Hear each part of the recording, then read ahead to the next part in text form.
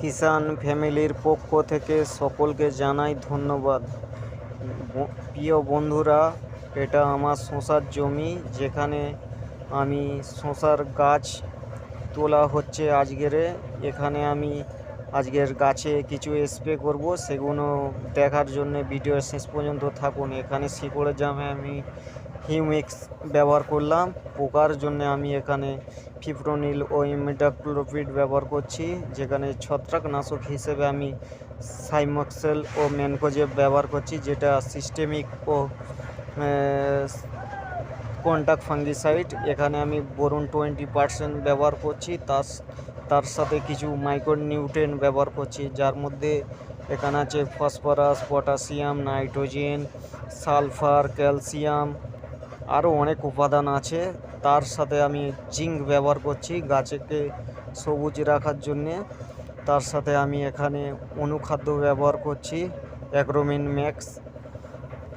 ফুল ফল আনার জন্য আমি এখানে ইসাবিয়ন ব্যবহার করছি।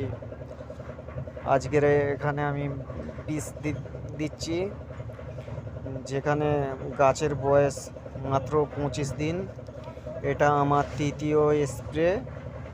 এখানে গাছ মাচায় ওঠা চালু হয়ে গিয়েছে।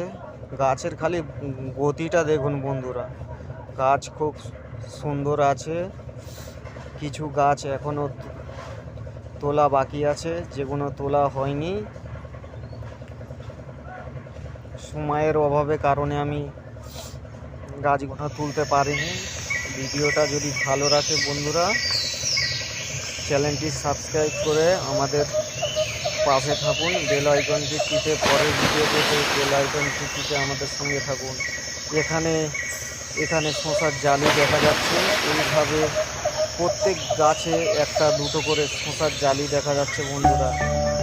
আজ মাত্র দেখতে পাচ্ছেন এখানে আমি মাটি গাছের বয়স শসা চাষ করেছি, যার উপকার অনেক। যেটা বলে শেষ করা যাবে না। যেখানে গাছের গতি খুবই ভালো, যে এখানে আগাছাও কম হয়।